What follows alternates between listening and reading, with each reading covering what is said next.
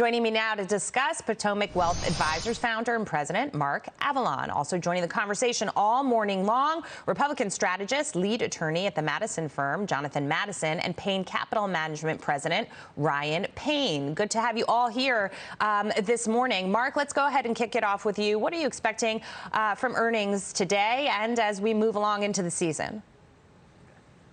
Well, earnings across the board will be really strong, but they're going to be peppered with supply chain disruption comments, shakeouts from these higher oil prices. And when we look at the Treasury yield this morning, specifically as we're looking at the Fed, contemplating its interest rate hike, we don't necessarily know what we're going to get, expecting about 0.5 point. But you see that that is up 3 basis points there, to almost 2.9%, the highest level that we've seen in over 3 years. Your thoughts on interest rates, how that will have an impact overall on this market, and, essentially a cooling effect? Yeah, we had too easy for too long, and the Fed's playing catch up, and they're going to have to play catch up in a big way. I mean, everybody was a winner. There was no pain in the markets. The Fed was bailing us out since 2008 crisis, and there's big time payback for that now with this hyperinflation. They need to give a real wake up call to the market that they're not going to bail stocks out this time, and they're not. And that's why you see Wall Street reacting so severely. And this is going to continue through the year. And the hope is that they don't give too much medicine and that we have a soft landing and not a hard recession. Right. And of course, that's the issue, right? Right now, this administration pretty much pinning its inflation problem directly onto Jerome Powell's back, putting a target there. And of course, he's watching this market. He didn't have an inflation problem before this president came into the White House. But you've got the St. Louis Fed president, James Bullard, saying that talks of a recession are, quote, a little bit premature and that we could face a 75 basis point increase instead of 0.5 point. Your thought? Well, the challenge for the Fed is even if they go 50 or 75 or multiple hikes, they don't control supply chain disruptions. They can't make the Biden administration drill for more oil, allow more oil production in the country, and they can't end the war in Ukraine. And those are the 3 drivers for inflation. So we're fighting inflation with tools that aren't designed to fight this round of inflation. Sure, to some extent, the Fed can raise rates. That may slow this fever for housing. That could pull back commodity-related prices to the housing market. So you could see them have some effect.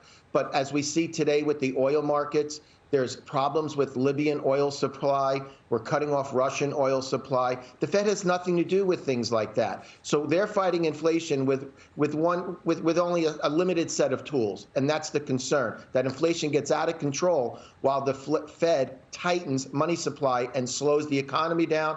Worst case is slowing economy and inflation continues. And that's the one outcome we don't want. Yeah, and it's interesting because you watch the Fed trying to, grapple with this particular problem, trying to slow the economy down, as you say, and then you've got an administration that wants to continue, spending recklessly, which is essentially the other half of the problem that it's not accounting for. And you wonder where we go from here. But I know Ryan wants to jump in.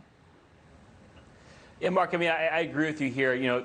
The Fed is definitely behind the 8 ball. There's no secret there. But it also, in reality, if you start looking at comparables to last year, inflation is actually going to start coming down, right? Because at the end of the day, we're not reopening the economy twice. And we're starting to see consumers spend or going away from just buying goods, not sitting at home just buying Amazon packages. They're actually going out now for services again, which will also take a lot of pressure off those supply chains. And in the meantime, it just seems to me like you've got sentiment at some of the most bearish levels I've ever seen. Doesn't that kind of a recipe for a lot of surprises here in the positive, specifically in the stock market with the price action? It's an excellent point about consumer sentiment being negative, being bullish for stocks. And we think that can be the case later in the year. We just think there's going to be some near-term pain because of the combination of what we've been talking about, namely higher oil prices, supply chain disruption, and rising rates. As that shakes out, in the near term, things will be volatile. I look back at 1995, where we had the Fed double interest rates from 3 to 6% on the Fed funds.